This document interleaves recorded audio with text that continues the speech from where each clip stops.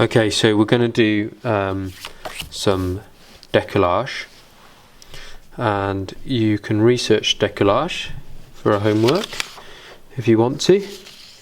This is some work by Mark Bradford.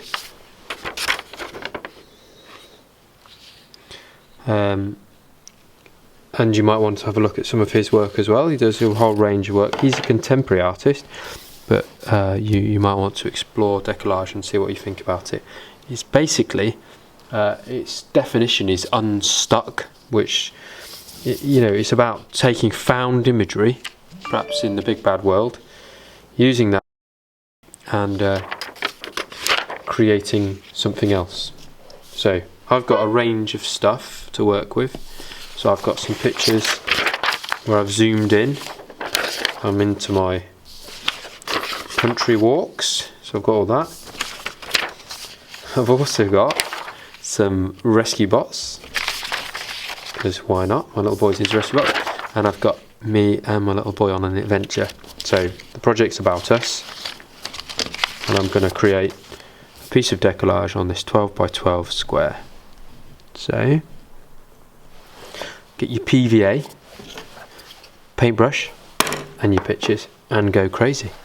So I'm going to start with some sort of base, which, because it's about us, is going to have us on it. So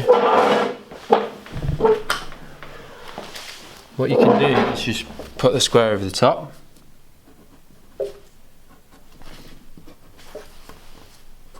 Map on roughly, tear away, and I would tear so you get soft edges,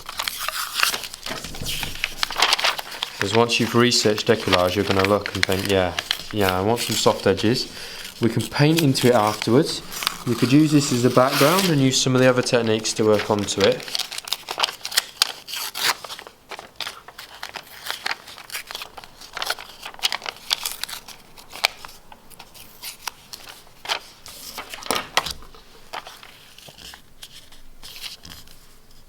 At the moment I'm not going to worry about being too neat, and I can always neaten my square up afterwards. So take my PVA, you might want to water it down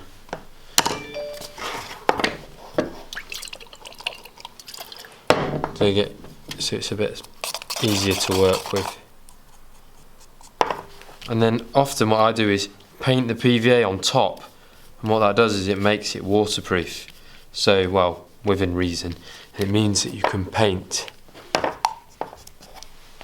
on top of your piece afterwards. So pop my first picture on. Even though it might look really simple, it's quite hard to get this looking good, So got that. Then I'm going to start putting in some of my other bits and bobs. So I'm going to put some of our other adventures on there.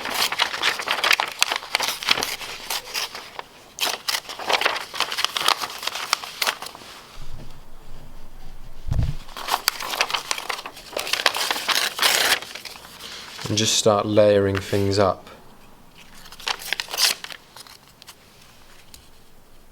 You might want to use some text, so that could be found text. So if you find old flyers and posters that have fallen off the walls that you might want to use, or a bit of junk mail that you get. Sometimes the backs of envelopes are really nice, so you can use those. Fold that over like that.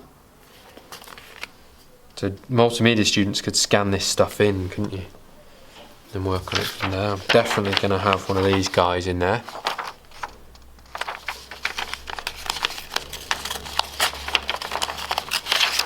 So depending on your project, this is mainly aimed for the identity project, but depending on your project, depend what sorts of stuff you use, imagery you use. I'm going to go on to build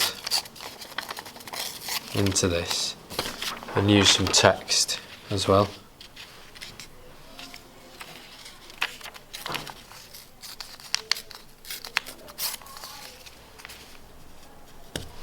And then you can distress it, so you could get a sponge or something like that, and then, like a scouring pad, I'm sure you're all used to washing up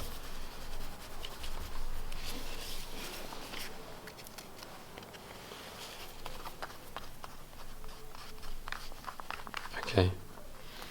And you just keep working into it. I'm going to leave it there, but you can just keep working into it, keep ripping into it, keep adding stuff, taking perhaps a scouring pad and working over the top, perhaps painting the PVA layer, letting it dry, and then painting into it, all that kind of stuff. I'm going to show you the final piece in the lesson, but I'm going to leave it for now.